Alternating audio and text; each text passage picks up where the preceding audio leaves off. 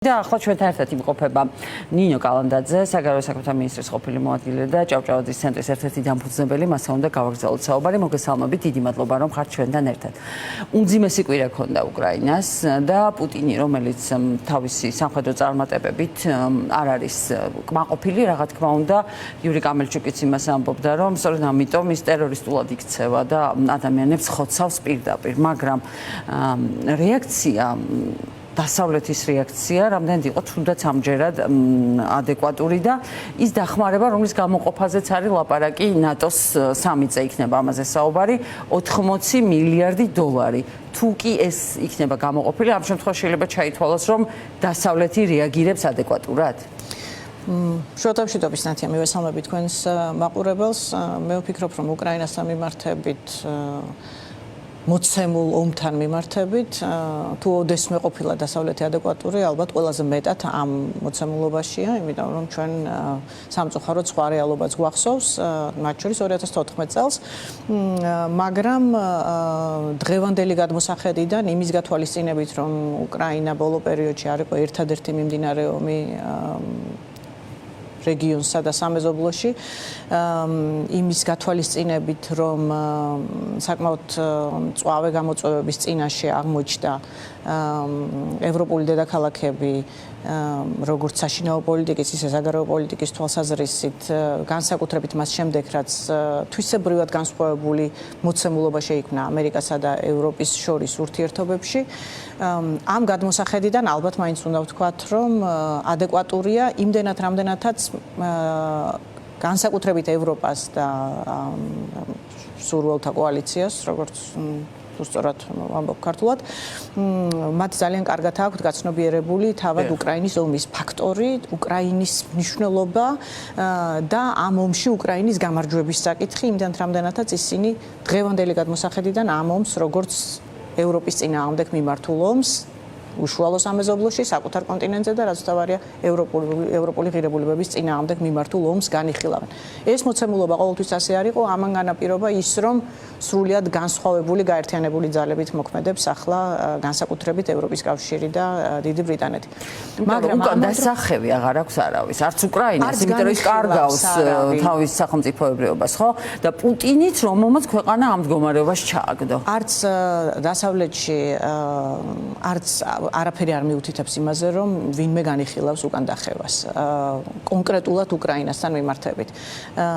სწორედ იმიტომ, რომ აი ეს ფუნდამენტური გადაწყვეტილება, მათ შორის პუტინის რუსეთთან მიმართებით სწორი დიაგნოზი ბოლო წლების განმავლობაში ძალიან კაფიოდ ჩამოყალიბდა ევროპის კონტინენტზე და მათ შორის სახალხო დონეზეც, რაც ყოველთვის რთული იყო ხოლმე დემოკრატიულ სახელმწიფოებში, ხალხის მობილიზება საგარეო თემების გარშემო საკმაოდ მყარი პოზიციები არსებობს იმასთან დაკავშირებით, რომ თუ ახლა უკრაინა არ გაიმარჯვებს ამ ომში, მაშინ ევროპის კავშირს საფრთხე შეექმნება ძალიან მალე და არა რაღაც შორეულ პერსპექტივაში.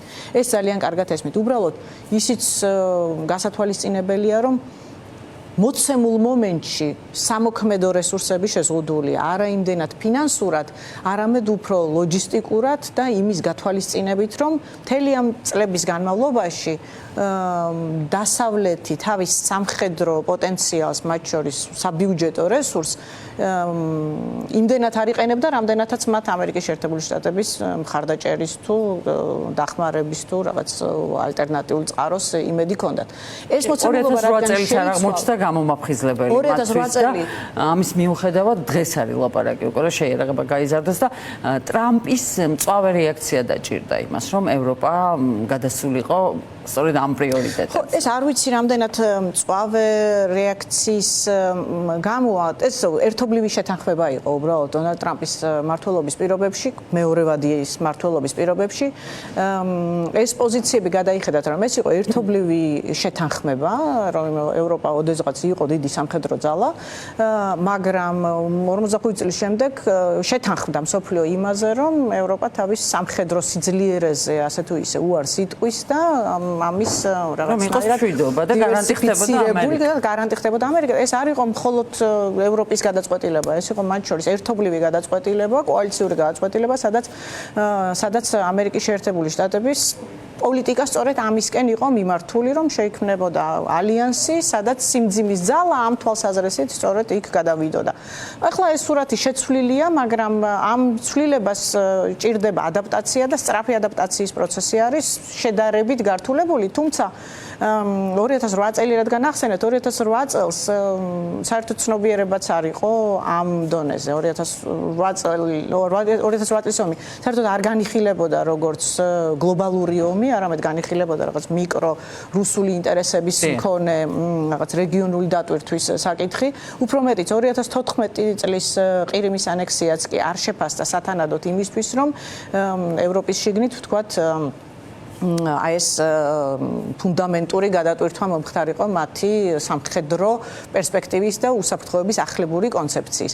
ახლა ეს მოცემულობა სრულად განსხვავებულია, უბრალოდ დრო ჭირდება იმას, რომ შესაბამისი რესურსი გამოინახოს. ამ რესურსის მობილიზებას და თანმიმდევრულად განხორციელებას ხელს უშლის მაგალითად ის, რომ უცებ მოწმენდილცაზე შეიძლება ირანში ომი დაიწყოს. ხელს უშლის ის, რომ უკრაინა, ვთქვათ, ამერიკის შეერთებული შტატების მხრიდან თავიდანვე იმ ფორმით ან ახალი ადმინისტრაციის მხრიდან თავიდანვე იმ ტიპის გამოწვევათ არ შეფასდა, როგორიც ვთქვათ, ეხლა არის. მაგრამ ამ დღეის მდგომარეობით საკმაოდ კონსოლიდირებული პოზიცია არსებობს იმის თაობაზე, რომ რუსეთი წარმოადგენს დასავლეთისთვის საფრთხეს.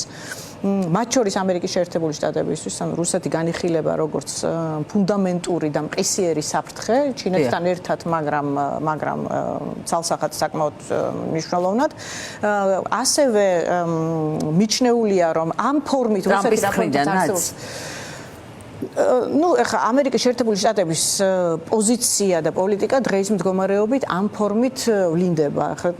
თვითონ უშუალოდ დონალდ ტრამპის პოზიციები თავიდან კი ვნახეთ, რომ ამ უკრაინასთან მიმართებით იყო საკმაოდ შერეული თუ შედარებით ნაკლებად მყარი, ვიდრე თქვათ ამ რეგიონის მაცხოვრებლებისთვის ეს იქნებოდა სასურველი და ასევე ევროპისთვის, მაგრამ დღევანდელი გადმოსახედიდან ასე ჩანს, რომ ვაშინგტონის ოფიციალური პოზიციაა, რომ რუსეთი ამერიკის უსაფრთხოებისთვის ფუნდამენტურ საფრთხეს წარმოადგენს. ეხლა რა თქმა უნდა, ანკორიჯის სული გაქრა ესე იგი, სადაც ჯერ კიდევ ტრამპი განიხილებდა პუტინს როგორც იმ ქვეყნის ლიდერს, ომი რომ შეუძლია მოიგოს. მე მგონი ამაში დარწმუნდა ყველა, რომ პუტინი ამ ომს ვერ მოიგებს. მით უმეტეს იმ წესებით ვერ მოიგებს, რა ფორმითაც ეს პუტინისთვის გამარჯვება იქნებოდა, რა პირობებითაც მან ეს ომი წამოიწყო, რა პირობებითაც ჩვენი ვიღაც ღარიბაშვილები იმედოვნებდნენ, რომ ეს სწრაფად დასრულდება და ამ ფორმით რუსეთი ამ ომს ვერ მოიგებს. ეს საკმაოდ მკაფიოდ გამოიკვეთა. მე არა ვარ სამხედრო ექსპერტი, მაგრამ აშკარაა, რომ უკრაინული მობილიზება, თავდაცვის უნარიანობა და ასევე შეტევითი რესურსი სრულიად განსხვავებულ მასშტაბში არის დღეს და ეს რასაკვირველია დასავლეთის დახმარების გარეშე, მათ შორის ამერიკის შეერთებული შტატების დახმარების გარეშე ვერ მოხდებოდა. ამიტომ ხო, რა თქმა უნდა, იმ ადამიანებმა და იმ ქვეყნებმა, რომლებმაც 2008 წლის ომი გამოვიარეთ, ვისურვებდით, რომ ეს ყველაფერი წლებით თუ არა თვეებით ადრე მაინც მომხდარიყო. რასაკვირველია, იმიტომ რომ ჩვენ ამას ვხედავდით განსხვავებულად. დასავლეთის დედაქალაქები გარკვეულ საკითხებს ხედავენ განსხვავებულად, იმიტომ რომ ისინი თავის საგარეო ურთიერთობებს მათ შორის ფორმირებას უკეთებენ შიდა პოლიტიკური დაკვეთების მიხედვით და შიდა პოლიტიკური გამოწვევები მათ ძალიან ბევრი აქვს. არა ისეთი, როგორც ამას პროპაგანდისტული არხები ავრცელებენ, მაგრამ იმის გამო, რომ ესენი არის დემოკრატიები, იმის გამო, რომ მათ ხალხისთვის ანგაჟის გაწევა უწევთ, იმის გამო, რომ ეკონომიკას ძალიან დიდი მნიშვნელობა ენიჭება და სწორედ ეკონომიკის აქამდელი გათვლების გადახედვა მიმდინარეობს იმისთვის, რომ სამხედრო ბიუჯეტის გაზრდა და პრიორიტეტები ოდნავ გადანაწილებული იყოს. ამას რა თქმა უნდა დემოკრატიული დისკუსია ჭირდება საკუთარ ქვეყნებთან და საკუთარ ამომრჩეველთან. ესეც რა თქმა უნდა დროში გარკვეულწილად რაღაცნაირად ამ ფაქტორებს. გერმანიის როლზე მინდა ვისაუბროთ, ვიდრე ნატოს სამიტზე გადავალთ და იმ სამწუხარო რეალობაზე, რომელშიც ჩვენ აღმოჩნდით, საერთოდ ნატოს ხსენება საერთოდ აღარ არსებობს. ევროკავშირზე არის ლაპარაკი და უკვე უარყოფით კონტექსტში, ნატო თითქოს საერთოდ ჩახსნილია და ფორმალურადაც აღარ არის ქართული ოცნების საგარეო პრიორიტეტებში. ფორმალურადაც. გერმანიის კანცლერმა განაცხადა, რომ მომავალ კვირას ჩვენი სათქმელი გვექნება დონალდ ტრამპისთვის და რაც ყველაზე მნიშვნელოვანია, ევროპამ უნდა აჩვენოს, რომ 32 წევრია ალიანსში და ყველანი თანასწორები ვართ. იმიტომ რომ ტრამპის კრიტიკა მუდმივად ისმის ევროპის მისამართით. გერმანია 2030-ისთვის უკვე იქნება ევროპის ერთ-ერთი უძლიერესი სამხედრო სახელმწიფო ამბობს მერცე. გერმანიის გაძლიერება რამდენად მნიშვნელოვანი იქნება ამ პროცესში. გერმანია, რომელიც ამბობს, რომ უკრაინას მხარს უჭერ გამოკვეთილად და კვირა არ გავა, რომ ბორის პისტორიუსის რაიმე განცხადება არ იყოს, ან ფიოდოროვი არ ჩავიდეს ბერლინში და რამე შეთანხმება არ გაფორმდეს სამხედრო თვალსაზრისით. თუმცა მაინც მინდა ვიკითხო, რამდენად მნიშვნელოვანია ერთი მხრივ და მეორე მხრივ აი ეს მეორე მსოფლიო ომის გამოცდილება რა ფონად გაზდევს ამ ამბავს. ხო, ფონად გაზდევს იმდენად, რამდენადაც დღევანდლამდე არსებული რეალობა იყო განსხვავებული გერმანიაში და ზოგადად ევროპის კონტინენტზეც, რაზეც უკვე ვისაუბრეთ. ეხლა გერმანიის პოზიციები სრულად გამოკვეთილია ყველაზე გვიან მას შემდეგ, რაც მათივე სადაზვერვო სამსახურებმა რეალური საფრთხე გამოკვეთეს იმისა, რომ 2030 წლისთვის თუ უკრაინაში ფუნდამენტური გარღვევა არ ექნება უკრაინას და დასავლურ კოალიციას, მაშინ პუტინის სამიზნე შესაძლოა გახდეს ბერლინი.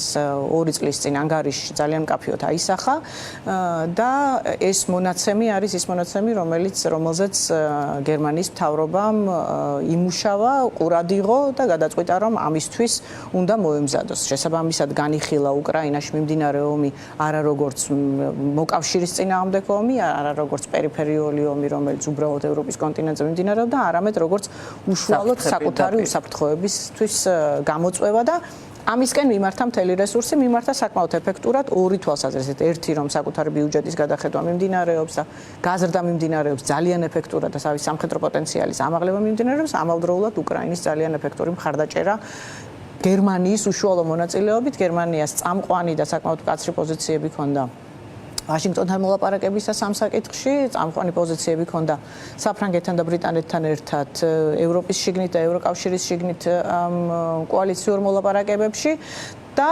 დღეის მდგომარეობით გერმანია მოიაზრება როგორც გამწევი ძალა და შესაბამისად ამ გადმოსახედიდან იგულისხმება, რომ 2030-ისთვის ევროკავშირის ყველა ქვეყანა უნდა იყოს გაცილებით უფრო მეტად თავდაცვის უნარიანი, ამაზეც ყველა შეთანხმებულია, სწორედ ამ დისკურსის ნაწილია ის, რომ უკრაინის მჭიდრო ინტეგრაცია განიხილება სხვადასხვა ფორმებით, მაგრამ გერმანია როგორც ჩანს აქ დაიკავებს მოწინავე პოზიციებს, იმიტომ რომ ის იქნება როგორც პოლიტიკის, ისე სამხედრო პოზიციების გამოსწორება. რასაკვირველია, გერმანია ხა ერთ-ერთი ყველაზე დიდი და ძლიერი ეკონომიკა. ფაქტორიც რამდენად გამოსაკვეთია ამ პროცესში.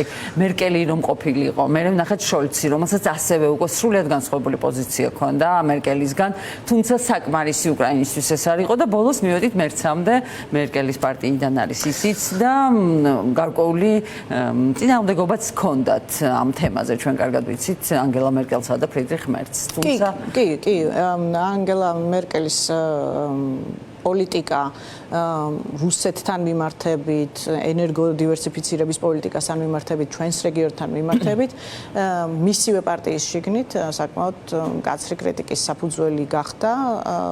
ბევრ რამეში მიიჩნევა, რომ ის პოლიტიკა არ იყო გამართლებული მისივე თანაგუნდელების მხრიდან. ეხლა ანგელა მერკელი რომ ყოფილიყო ბუნდესკანცლერი 2022 წლის თებერვალში, ჩვენ არ ვიცით იმას, რამდენად განსხვავებული პოზიციები ექნებოდა დღევანდელი გადმოსახედიდან, მაგრამ იმდენად შეცვლილი იყო კონტექსტი, რომ შესაძლოა მასაც სხვაგვარად ვერ ემოქმედა. შოლციც, რომელიც ვთქვათ ტრადიციულად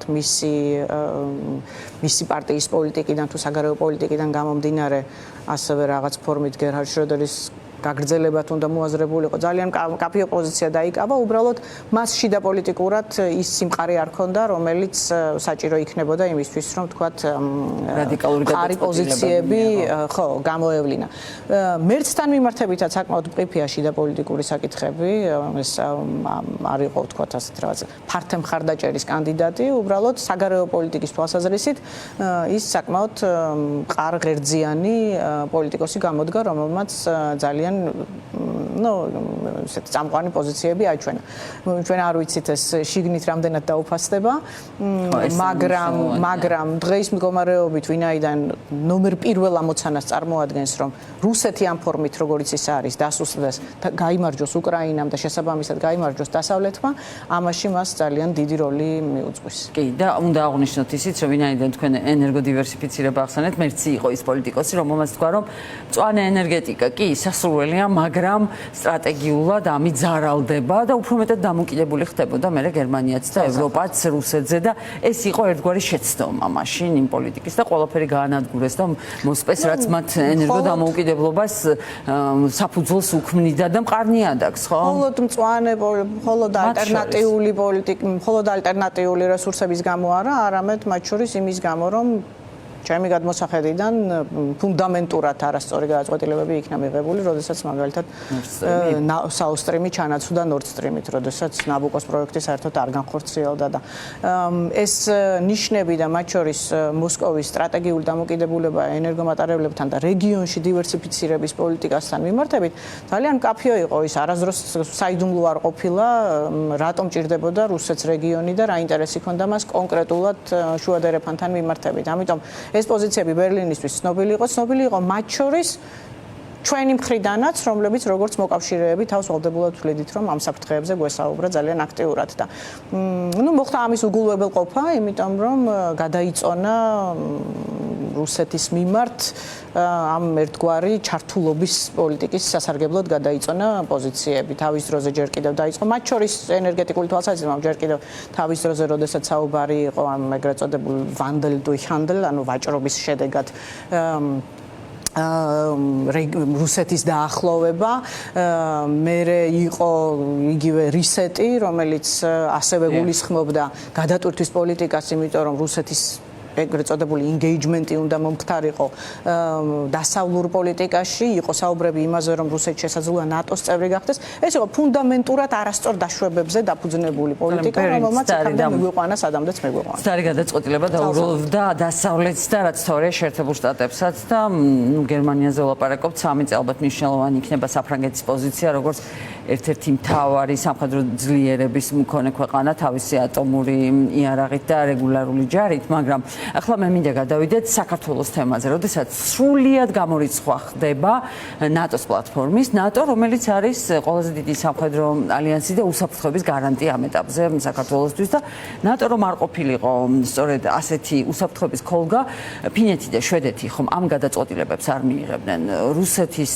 მეზობელ ქვეყანას, მით უმეტეს არასოდეს არ აქვს იმის ფუფუნება და ისეთ პატარა ქვეყანას, როგორც საქართველოა, მარტო დარჩეს და მეგობრების გარეშე იყოს, აი ასეთი ბრუტალური და ბოროტი აგრესორის წინააღმდეგ და მეზობლის წინააღმდეგ. ეს მიზანმიმართული პოლიტიკა იყო, ჩვენ გახსოვს ირაკლი ღარიბაშვილის განცხადება გლობცეკის სამიწე, რომ უკრაინასთან ომი ნატოს გამო დაიწყო და ნატოს ადანაშაულებდა ის და მაშინ მაყურებელსაც გავახსენებ, რომ რასაც ჯუკნევიჩიანემ თქვა, რომ გავარით მოსკოვო ირაკლი ღარიბაშვილზე და ეს ნარატივი უკვე პოლიტიკად და რეალობად აქცია ქართულმა ოცნება. უკვე 2026 წელია და ნატოს სამიტებზე საქართველოს აღარ პატიჟებენ, ვილნიუსში იყო ირაკლი ღარიბაშვილი არ დაპატიჟეს და წასული ილია დარჩიაშვილი, ამის შემდეგ იყო უკვე ნიდერლანდების სამიტი, იქ საერთოდ არ იყო საქართველო, არც ვაშინგტონის სამიტზე, როდესაც 75 წელს გახდა ჩრდილოატლანტიკური ალიანსი და ამჯერად ხო ანკარაში, მეზობელ თურქეთში საქართველო არ ვიცით იქნება თუ არა წარმოდგენილი. რა საფრთხე არის ეს ჩვენი ქვეყნისთვის? ხო, დავიწყებ იმით, რამდენად მიზანმიმართული პოლიტიკა იყო და იმთავითვე უნდა ითქვას, რომ ვლადიმერ პუტინის და მოსკოვის